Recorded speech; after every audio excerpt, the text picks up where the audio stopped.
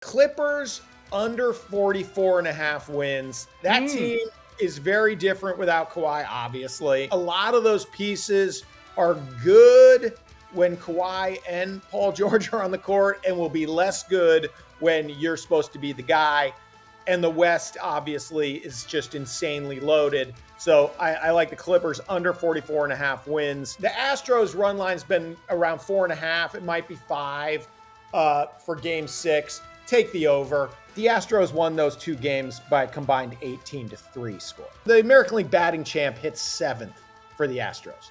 It's a juggernaut, and they're going to continue to light it up back at home. So take the Astros over. This 2-team teaser I feel great about. Teasing the Packers down to 2 points against the woeful Washington football team. The Titans coming off that short week. A difficult game, a narrow escape, and they got decimated in that game. They lost guys left and right. Teasing that down to a half or 0, and the pack, the Packers and the Chiefs, that feels like I like easy that. money. I am going to take the Titans. The Chiefs typically don't cover. They may win the game, but 5.5. It'll be interesting to see if that number moves in either direction before kickoff. But I will take the Titans. The Ravens remain flawed in my book.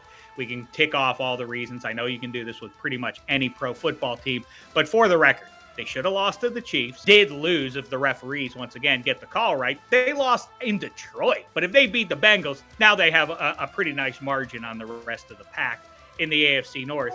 Unfortunately for them, they are not going to get that victory. The Cincinnati Bengals will announce their full arrival as a contender in the AFC with a victory. Bet them on the money line. This is the biggest Pitt football game, and I don't know when. And I'm taking the Pitt Panthers at home with hopefully a packed house of blue and gold people singing, "Hail to Pitt, hail to Pitt, all you loyal sons." Take down Dabo, send him home in shame.